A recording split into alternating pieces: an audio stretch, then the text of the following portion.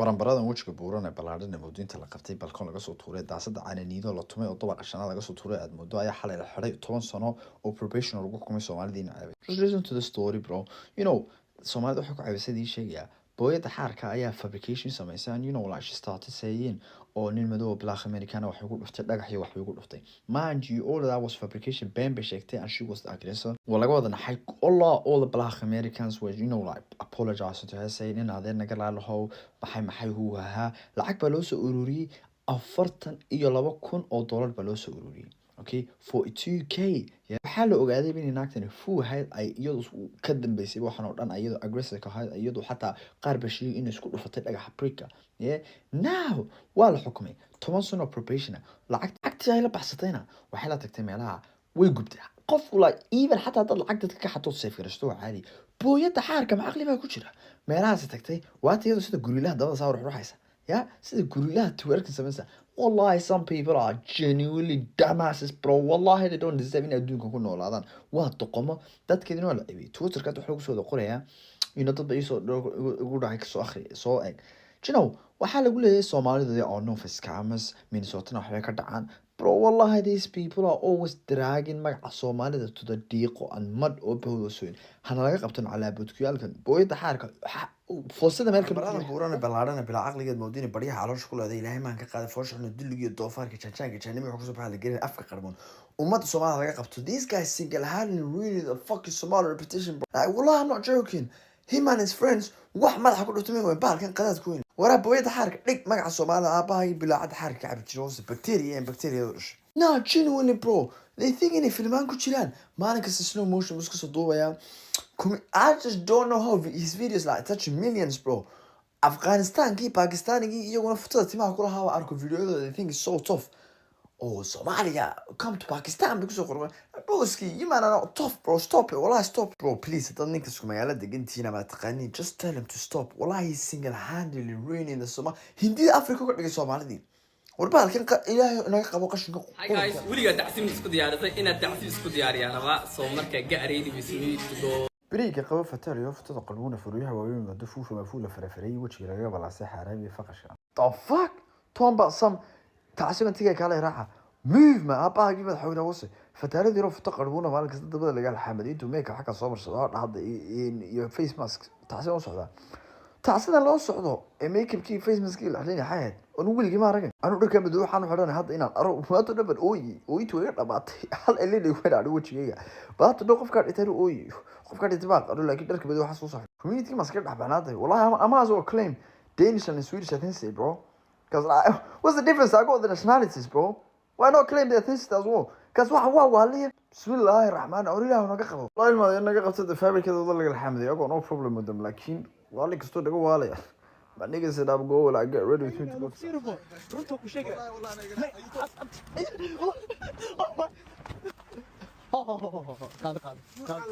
family-kiina UK daasadaha faantooyinka xaaji roka waa family dhamaaday oo gaajo darteed fuqaraa weyn gaajo darteed uu safar uga soo dilaacay fotada reeb waa fuqaraada reer qasaar dhanta. Let me tell you something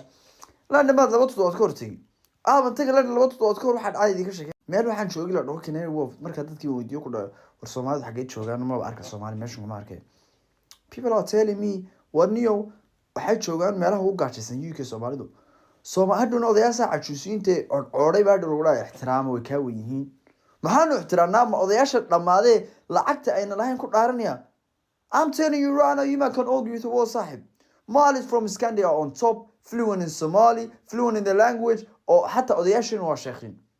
Look, you came in a qotay. Wa family dhamaaday gaacha qalifsi. Gaacha sawd ekisiray ku waxaanu da family sharooyin ka dhacay wada caba. Somali you ka soo jeedo taasi markiis. Wa family wa baarane odayashin mon adversaire, t'as pas de chance, tu peux têche la bouteille à la mer. Où sont les vrais? Ceux qui parlent paix, frappe fort, à la fin de tous les jazz. Recule-toi et عربوين والمدين عذابت laga soo saaro candha cambaar la ayaa ugu saatir war ummadda laga qabto doqon kan isaguna doqon ku dhalay doofarkeed boodin u faantooyinka quruuradooda xaar ummadda ay ka qabto war family kan ummadda wax ka qabta ma waayay kan kale isagoo madaxweynaha booyada xaarka ayaa kaaba madaxweynaha kan aan ka soo bilaadin ma dhawide qortiisa laga saa u ruuxa dadkan horta xageed degan yihiin u maadireen dadkani soomaalida PR-koodii oo dhan bay kaga ciyaareen markan idiin sheegi idigu kafta bada warkaysiin weliba bilaa dad twitterka gasho video baa jira iyaga laga soo qaatay oo 10 milyan haysta sida soomaalida loo caayay commentska wallahi isma dhaysin waxaan waa baniin aadanimo taa marka laga soo baxo waxaa jira sidoo kale Instagram reelska sida loo caayo bro wallahi you're gonna be thinking nah this is not normal broski ya ummadani ama garanay inay leeyihiin meesha degan yihiin waxaan cool ka tahay but it's not cool bro wallahi just to stop it Somali ba idin dhashay degan UK Sweden Norway Finland Germany Australia adduunka dhan kala degan Mareykanka iyagii baa laga balaadhinaya maalin kasta waa ku ilmaadiridin ya wallahi billahi you guys became meme where I'm from bro it's not funny doqonnimada iska daaya waxaan la yaabo kale dawlad ma jirin ku dhahda dadka war u ilmaaday waxaan waa ceeb iska daaya oo ka qaata how are you telling me a TikTok go bastoolad weyn oo ku duubay video war dadkan qadaadka weyn umada laga qabto ilaahay iimaanka qodbado qorto waxaad moodo qashin waa qurun waa doofaaro waa ilma xaaji faasaliin umada laga qabto wallahi oo billahi oo tallahi these people genuinely destroyed the PR of dadka Soomaalida and I don't know man walaal haddii video ku soo gaaro taqaana dadkan please naga qabto ama dadka dawladaha ku dara dawlad ma inaysan la government u shaqeynaysa aad maqlaysa waxa sameeyay dandana dhabar waaweyn duliyo toofaro dhafarado inta la wareegin duliyo toxobta dabada qodaray because it doesn't make sense what you mean ilma kugu jiro calooshada ka soo baxaya dhaqan ay isu diraysaa oo qof kale ku aaminaysa that's your responsibility as a parent inuu ilmahaaga korisid oo bartid nolosha for me I was being like critical of dhaqan since wallahi I was a kid it doesn't make sense what you mean ilmaha dhashaad qof kale ku aaminaysa ilmaha hadii wax lagu sameeyo there's nothing you can do okay waad qalqaylinayno hayga maxaa waxa loogu sameeyay ilmaha laakiin trauma qaadaya ma iloobayo now waxa la leeyahay back home gabdho ayaa wax lagu sameeyo macallimiin wax lagu sameeyo horta anu waxa fahmayaa macallimiintan maxay mar kasta ugu sameeyeen dadka macallimiinta ayaa ka dhigtay sheekhiin oo dadku ku aaminay how do you even approve who's sheekh and who's not anu hadan maanta iska dhoo sheekh anoo furto madrasad ciyaalka igu soo guraysiin valid sometimes you guys have to use critical thinking skills hadaa waalidta ilma dhashay ilmaha waxa iska geyn hadda geysan la soo joog like dadka summer kasta wadankii taga that's it bro summer kasta wadankii taga ciyaalkaaga every other summer just xaga taga then dhaqanka iyaga iska baranaya bro that's it af Soomaali xaafadana uu joog ka gashin wallahi oo maaniisan wadankii ma joogin weligood haddana Soomaaliga u yaqaanay 7-6 bro I'm telling you right now dadkiina walwalan ciyaalkiina iska geeyeen xaga dhaqan cusub waa faa odayaal bas ka dhiga sheekhiin but yeah man wallahi gabdho waxa lagu sameeyay bro I feel sorry for y'all mother it's not you guys fault wallahi that's your parents I hope in a waalidka justice lagu qabto oo la xirxiro bro wallahi I'm say yeah those who pick Somali men thank you for holding this thank you your sacrifices are sacrifice-kaaga wasoo lagu sameeyo surwaalka laga siibo sanka laga gooyo aabahaaga sigaarka dhacayo jiro surwaalada wixii sakhraanka hawas ilaa madax malaha wuxuu kula duulalo sigaar dhacayo laga soo war video intuu waxaan inaan post gariyo hadan si uu uga noqday laakiin mid baan iga sheekeynaya ma adu ilaahay saa ku eekaysiiyay aad wax ka sheegto Soomaalida horta niyo aan waxa fahminay dadkan adoo ka dhex baxday dhaqankii waxaan aaminsanaa inuu wiilkaagu Soomaali ay ka Zongo Junior ay Soomaaliya noo aaminsanaa inuu yahay 100% balaakiin wadiga caay dhaqankiisa waxaad ku leedahay ilmahaygu waa Soomaali by the same time you insulting dhaqankiisa nin aan iminka ilaahay hadan been idin sheegay waxa video-gan wada daawanaya cadaab ninkaagu waa Haitian homeless buha oo tawa kana degan tahay xashiishka isla cabi jirteen ilmo ka dhalay maanu adaa life ku jiray afkiyada ku jirtay ay tiraahday family-kayga been baan soo wado ninkaygu way soo muslimay xaafadiina ma laxas ay maadayna qaxboolaj degree la dhaad ka wada wadatiin tan kale iyadoo tii bishada wallahi ilaahay oo dan been sheegay cadaab ilwaad la dheey ku dhalateed moodo inay tii bisho kanaacadii COVID-19 bilowdad moodo ilaahay oo iimaanka qasay wiil Soomaali iyagu qabeen and like mahal I divorce because me she cheated on him and now waxay isku sameeyeen divorce gareynayaan listen ma adoo dadka ka dhashay dadka inaan Soomaalida ka balaarsan aad wallahi doesn't make sense gabdhiin way fahmeen shaxda Allah ilaahay gabdhaha Soomaalida diinteeda wada loo daayay wiilashii way fahmeen xaqaas u wadaatayna ku leeyihiin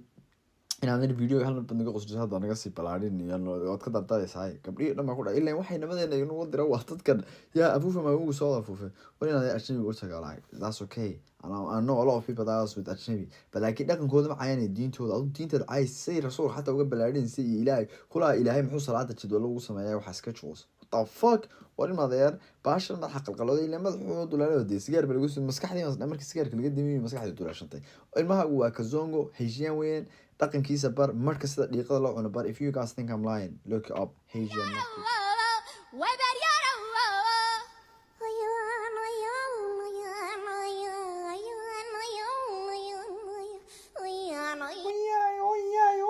هو هلا لسه هورو هورو تهوري لو في هبان لا لو سوكا مسكين يرى عطانه سيجار كان عبتي وددك سoo qabatay ku tiraahdo yo let me teach you about the Somali culture عطانك يو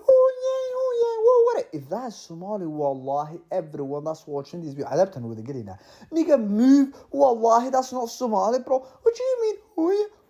هنا حتى حالي كفهم هالوح إلهي عذب بوسكي والله كان Somali is this what the fuck مسكين يا ربك وانا كل يوم حاطر هذا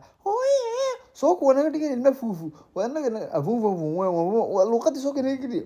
listen يا hey listen يا عدان woman let me tell you something this is not Somali it's not no kawala sa تنورت Somali Somali ما يدا وك